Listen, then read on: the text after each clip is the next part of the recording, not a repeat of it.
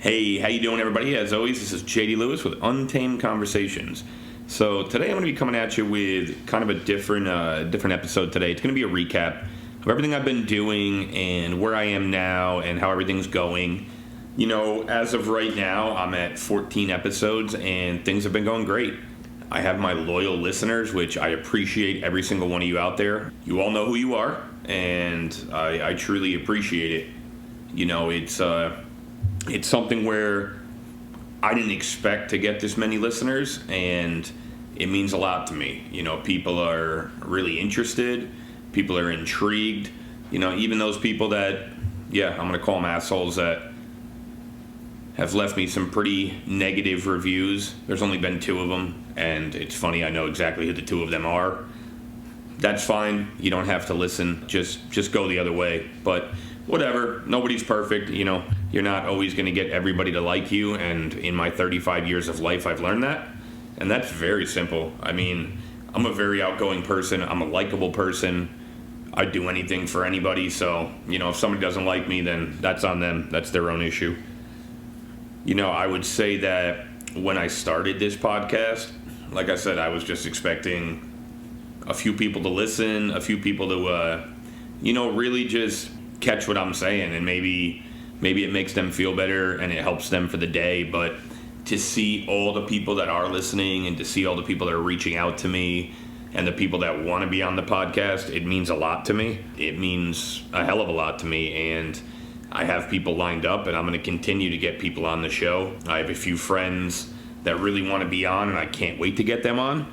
You know, it's just obviously difficult during the week at times, everybody's schedule and whatnot. But I would say that, overall the podcast is going very well. You know, you had your first couple episodes, I would say episode 1 to 5, about addiction, depression, what I dealt with in my life. And I've had so many people reach out to me and just thank me for putting that out there. The people that have been on, giving them a voice, letting people listen to them. I would say since I started this 14 weeks ago, I feel fucking amazing. Excuse my language. I'm able to talk now more comfortably to people in person, meaning if I'm talking about something that's happened in my past, I'm not necessarily getting upset. I'm not getting depressed. Now I know how to cope with it and deal with it. And when those thoughts come in my head, I know how to kind of flip the script and say, why did this happen to me, but, how do we make this better? Let's forget about what happened to me and let's have a better life. Let's have a better week. Let's have a better day. And that's been huge. It's something that I think everybody who's listened to my podcast knows what I went through, what I'm going through. And listen, that's a daily fight. That's going to probably be a fight for the rest of my life, and it's cool. I don't mind having anxiety and depression sometimes, because now that I've become so much better with it, I can flip the script and I can turn my anxiety into something better. I go out and go for a run. I continue to hit the gym. Hannah and I go for a bike ride, and by bike ride I mean she rides her bike and I chase her. So that's all good. Let's get to the recap of, kind of episode 7 to 10. I had talking about Tara and myself and how we met and our relationship, splitting custody, and how much of a pain in the ass that is to certain people, and to other people they navigate it well, like me. I mean, I navigate the shit out of splitting custody. You will never see me complain.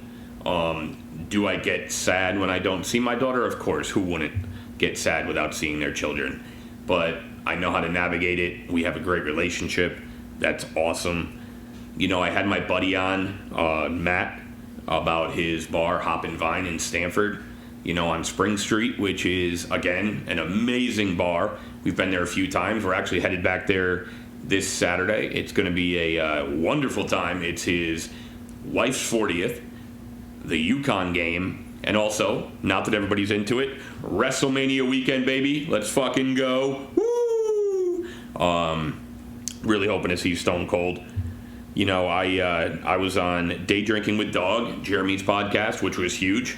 That was great that he had me on. I was I was blown away by the way he has a setup and the fact that he wanted me on the show. That was huge. Great guy. And again, obviously, if you're not listening to his podcast, definitely take a look, take a listen. Day Drinking with Dog. Very cool. Talks about sports, politics, life in general, just whatever the hell you want to talk about. He pretty much talks about it too. So definitely get on there. I'm looking forward to collabing with him again. I think we can do an even better one, and we'll get even more going.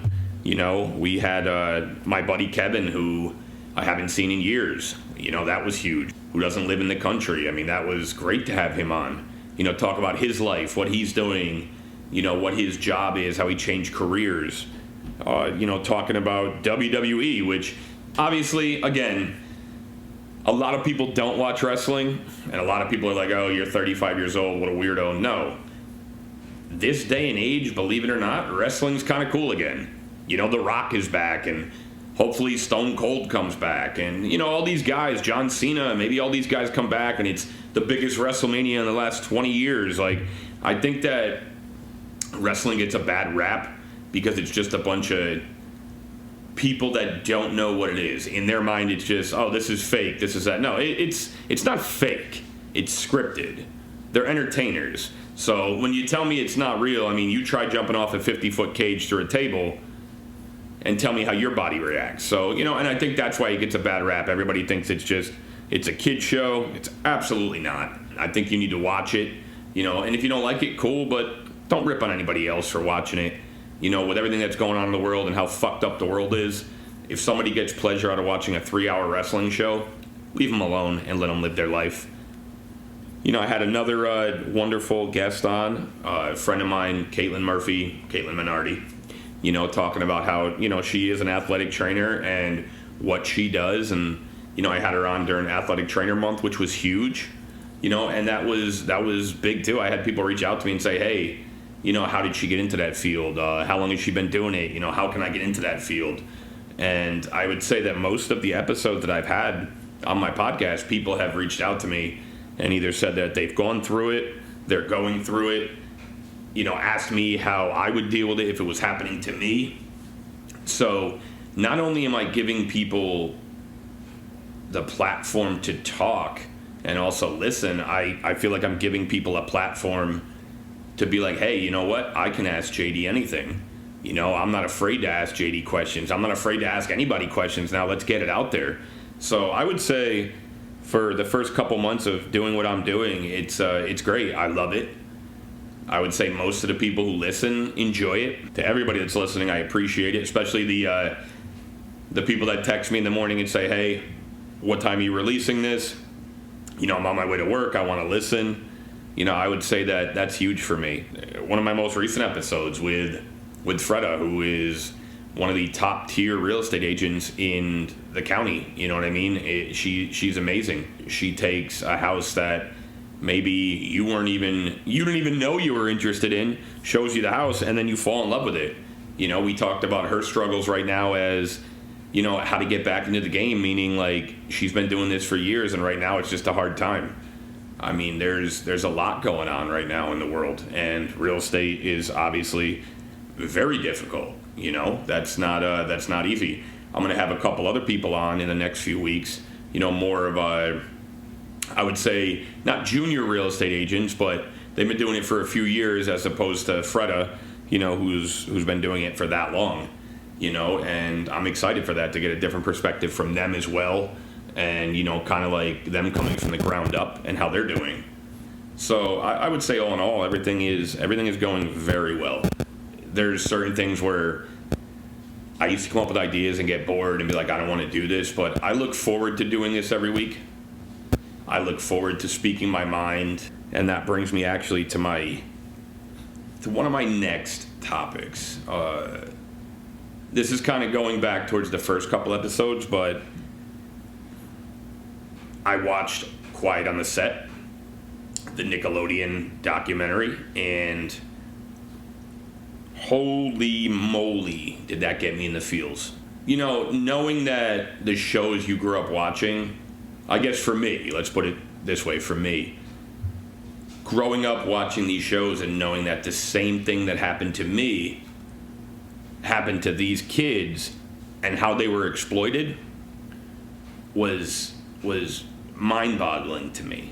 You know, that was a hard show to watch, but it needed to be done, I guess you can say, from me, because like I said before, the way to get past something and get through it is for me just to go, you know, full steam ahead. So I decided to even start watching it without Tara. You know, I watched it the night before, and she was very nervous about me watching it myself and seeing how I would react. And, you know, I would think my reaction came out just how you would expect.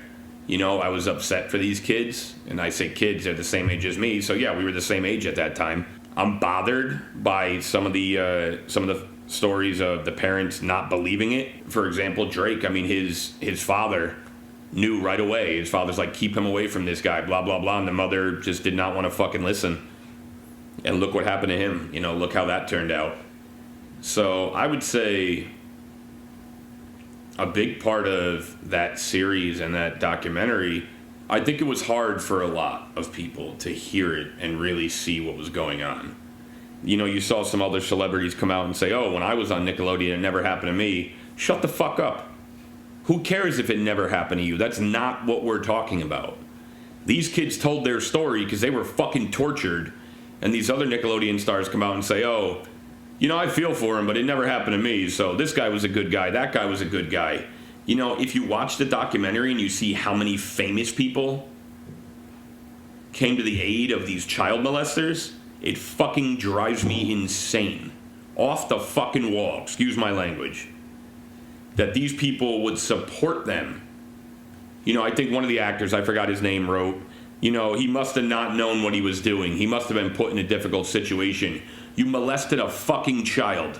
What difficult situation were you put in? And I'll leave it at that. Obviously, you can see where I stand on watching that. I have no remorse for people that do that. I have no sympathy for people that do that. I don't think you should even be in jail if you do that. Anybody that's watched Yellowstone, you know exactly where I say you send these people, the train station. You know, I don't think we should waste taxpayers' dollars sending these people to prison.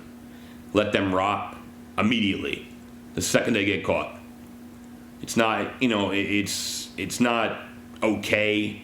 It's not something where I think people can be rehabilitated. If you're that kind of person, you're that kind of person. So I'm going to leave that where it is. Like I said, I watched the documentary. That's where it came out to. That's how I feel. Feel free to reach out to me. You know, if you have any questions, you want to talk about it. Like I said, anybody that this has happened to, please reach out to me. We can, you know, we can talk. We can just get it out there for you. But on a lighter note, Yankees are on fire right now. UConn is on fire, the men and the women, and it's WrestleMania weekend. So this weekend coming up is just packed with events.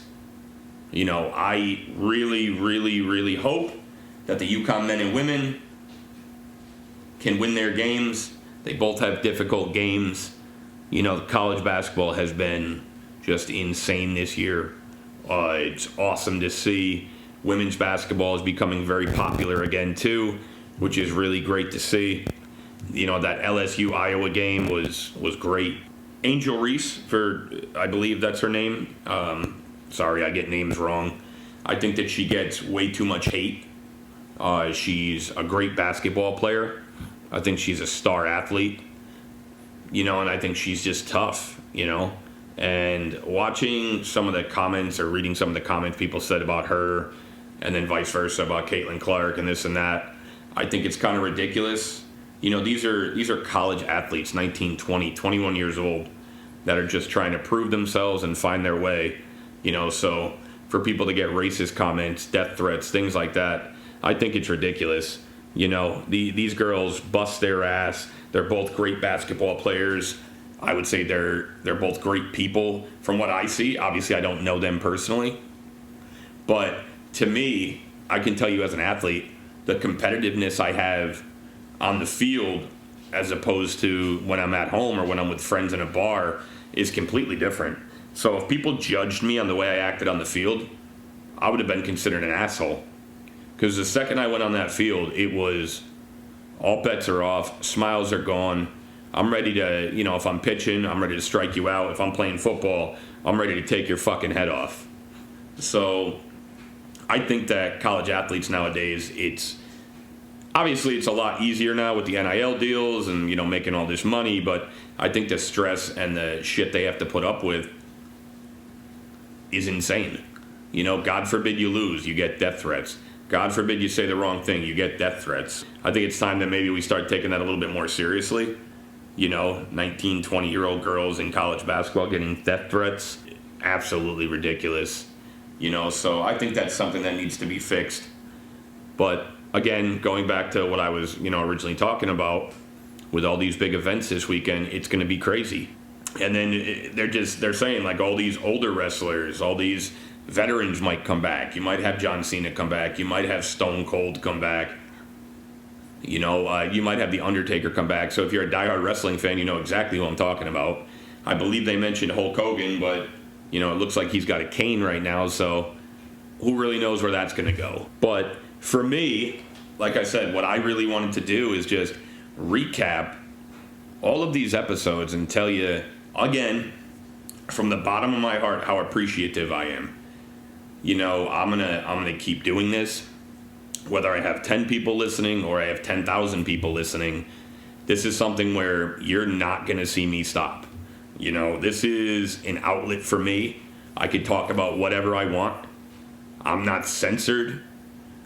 And this is a place where I can really be myself. So, I can't wait, like I said, to have more people on the show. I'm going to have a guest next week, and so on and so on. So please, if you are interested, absolutely reach out to me. If you have my number, text me, Facebook message me, Instagram, whatever works, and we'll get you on the show, and we'll get your voice heard. Whether it's you want to talk about a company you have and you want to get your company out there, you want to talk about a prior experience, you want to talk about a relationship, let's get on here, let's talk about it, let's make you feel better, and we'll go from there. But like I said, as always, I appreciate all my listeners, and this has been J.D. Lewis with Untamed Conversations. Everybody have a good one. Ever feel run down, get bad migraines, or get sick often? Maybe you drank too much the night before and can't get out of bed. Want to add some extra vitamins into your life to help your skin and metabolism? Well, I know exactly how to fix that. Get Your Drip On is a mobile IV clinic run by a registered nurse in New Haven, Connecticut area. She will come to your house and literally hook you up. Talk about convenience. She will hook you up with the fluids you need to give yourself that extra kick. Get Your Drip On offers IV fluid bags of immunity boosting, energy, weight loss, hangover cure, skin repair, performance, and recovery. Call Get Your Drip On at 475-209-3409 or message on Instagram at Get Your Drip On to book an appointment now.